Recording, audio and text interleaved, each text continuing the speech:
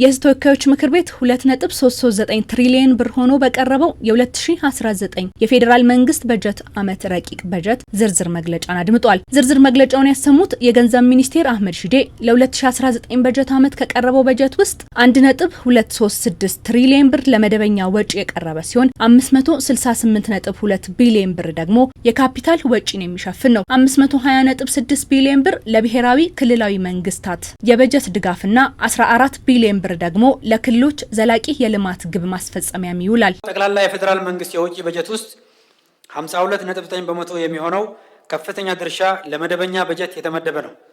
ይህም በያዝነው 2018 በጀት ዓመት ለመደበኛ በጀት ከተመደበው አንጻር የ16.5% እድገት አለው። ከዚህ ጠቅላላ የመደበኛ ወጪ ውስጥ ብር 542 ቢሊዮን ወይም 43.8% የሚሆነው ከፍተኛውን ድርሻ የተደለደለው ለሀገር ውስጥና ለውጭ ሀገር ዕዳ ክፍያ ሲሆን ብር 236.4 ቢሊዮን ወይም 19.1% የሚሆነው ደግሞ ለማዳበሪያና ለነዳጅ ድጎማ እንዲሁም የኢትዮጵያ ነዳጅ ድርጅትን ካፒታል ለማሳደግ የተመደበ በጀት ነው።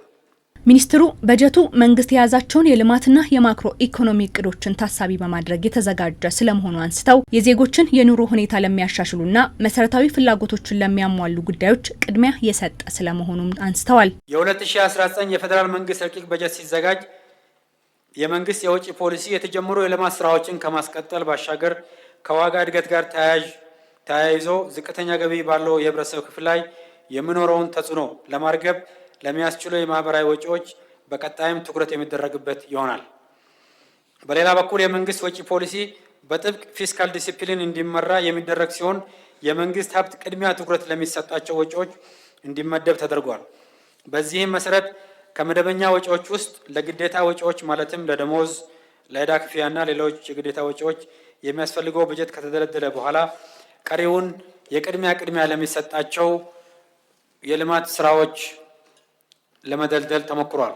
በ2019 በጀት ዓመት የፌዴራል መንግስት ጠቅላላ ገቢ 1.817 ትሪሊየን ብር እንደሚሆን ግምት ተወስዷል ያሉት ሚኒስትሩ ከዚህ ውስጥም 1.6 ትሪሊየን ብር ከታክስና ታክስ ካልሆኑ የሀገር ውስጥ ገቢዎች ለመሰብሰብ መታቀዱንም አመላክተዋል። በገቢ ረገድ በ2019 በጀት ዓመት የፌዴራል መንግስት ጠቅላላ ገቢ የውጭ እርዳታን ጨምሮ ብር 1.817 ትሪሊየን እንደሚሆን ተገምቷል። ይህም በ2018 በጀት ዓመት ይሰበሰባል ተብሎ ከተገመተው ጠቅላላ ገቢ አንጻር የ17.4% እድገት ያለው ሲሆን ከዚህ ውስጥ ብር 1.491 ትሪሊየን ወይም 82% ከታክስ ገቢ፣ ብር 120.4 ቢሊዮን ታክስ ካልሆኑ ገቢዎች፣ ብር 83.4 ቢሊዮን ከልማት አጋሮች የቀጥታ በጀት ድጋፍ እንዲሁም ብር 121.6 ቢሊዮን ከፕሮጀክቶች እርዳታ እንደሚሰበሰብ ታሳቢ ተደርጓል።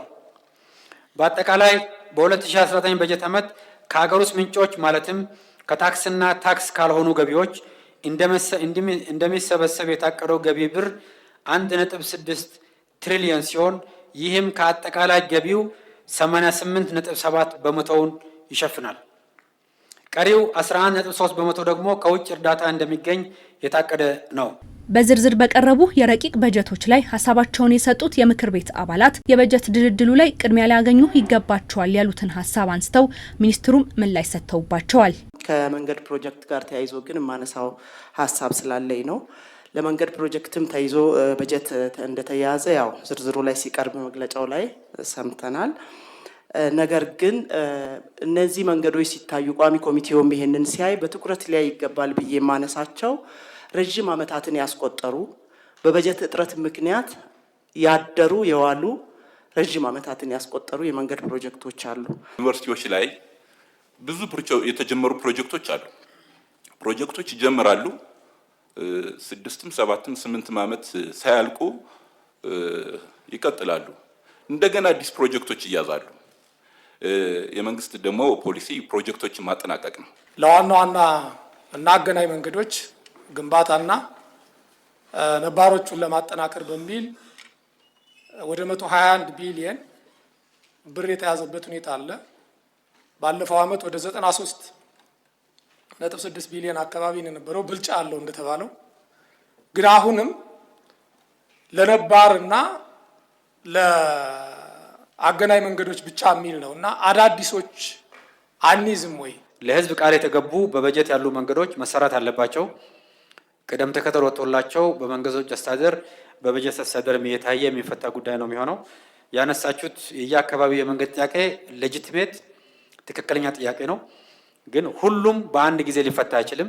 የመንግስት አቅም ባገናዘበ መልኩ በቀጣይ የሚፈቱ ይሆናል። የኢትዮጵያ ኢኮኖሚ በ2019 በጀት ዓመት 10.1 በመቶ እድገት እንደሚያስመዘግብ ይጠበቃል ያሉት ሚኒስትሩ የመካከለኛው ምስራቅ ጦርነት በኢኮኖሚ እድገቱ ላይ ተጽዕኖ እንደሚያሳድር ቢጠበቅም የተያዘው የ2019 በጀት ጦርነቱ የሚያሳድረውን ተጽዕኖ ከግምት ውስጥ በማስገባት የተዘጋጀ ስለመሆኑም ተናግረዋል።